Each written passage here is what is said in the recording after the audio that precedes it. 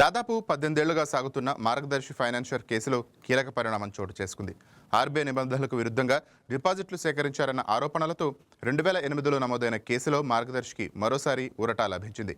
Telangana high court కేసును కొట్టివేయటాన్ని సవాల్ చేస్తూ మాజీ ఎంపీ ఉండవల్లి అరుణ్ కుమార్ దాఖలు చేసిన ఎస్ఎల్పీని సుప్రీంకోర్టు కొట్టివేసింది. Justice MM Sundaresh, justice Prasanna Balachandra వరేలాతో కూడిన ధర్మాసనం ఈ మేరకు ఉత్తర్వులు జారీ చేసింది.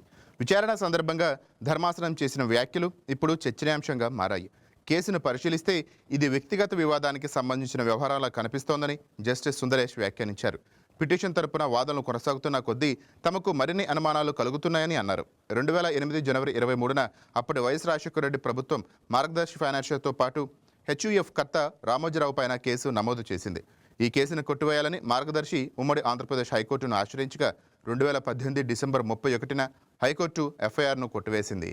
డిపాజిటర్లు ఎవరూ తమ సొమ్ము తిరిగి రాలేదని ఫిర్యాదు చేయలేదని, డిపాజిట్ సొమ్మును తిరిగి చెల్లించేందుకు సంస్థ చర్యలు తీసుకుందని హైకోర్టు పేర్కొంది. అయితే ఈ తీర్పును ఉండవల్లి అరుణ్ కుమార్ అప్పటి ఏపీ ప్రభుత్వం సుప్రీంకోర్టులో సవాల్ చేశాయి. 2024 ఏప్రిల్ 9న సుప్రీంకోర్టు కేసును తెలంగాణ హైకోర్టుకు తిరిగి పంపింది. సుప్రీంకోర్టు ఆదేశాల మేరకు తెలంగాణ హైకోర్టు డిపాజిటర్లకు మరో అవకాశం కల్పించింది. మార్గదర్శిలో డిపాజిట్లు చేసిన సొమ్ము అందిన వారు ఉంటే కోర్టును ఆశ్రయించవచ్చంటూ బహిరంగ ప్రకటన ఇచ్చింది. అయితే ఒక్క డిపాజిటర్ కూడా తమ సొమ్ము అందలేదంటూ కోర్టును ఆశ్రయించలేదు. మరోవైపు మార్గదర్శి తరపున సీనియర్ న్యాయవాది సిద్ధార్థ లుధ్రా డిపాజిటర్లకు వడ్డీతో కలిపి 2,500 కోట్లకు పైగా చెల్లించినట్టు కోర్టుకు తెలిపారు. డబ్బు తీసుకునే డిపాజిటర్ల కోసం ఎస్క్రో ఖాతాలో 5.23 కోట్లు ఉన్నాయని వివరించారు. సుప్రీంకోర్టు ఆదేశాల మేరకు తెలంగాణ హైకోర్టు బహిరంగ ప్రకటన ఇచ్చినా ఒక్క డిపాజిటర్ కూడా తమ సొమ్ము అందలేదని ఫిర్యాదు చేయలేదు. 2018లో తొలిసారి హైకోర్టు ఎఫ్ఐఆర్ను కొట్టివేయగా 2024లో సుప్రీంకోర్టు కేసును తిరిగి తెలంగాణ హైకోర్టుకు పంపింది. అనంతరం 2025లో ఆగస్టు 4న హైకోర్టు క్రిమినల్ ప్రాసిక్యూషన్ రద్దు చేసింది. ఆ తీర్పును ఉండవల్లి సుప్రీంకోర్టులో సవాల్ చేయగా, అయితే ఈ కేసుకు పరిశీలిస్తే వ్యక్తిగత వివాదం తప్ప మరొకటి కనిపించడం లేదని జస్టిస్ సుందరేష్ వ్యాఖ్యానించారు. అంతేకాదు, మీరు ఎంత ఎక్కువగా వాదిస్తే మాకు మీపై అంత ఎక్కువగా అనుమానాలు వస్తాయంటూ చేసిన వ్యాఖ్యలు ప్రాధాన్యత సంతరించుకున్నాయి.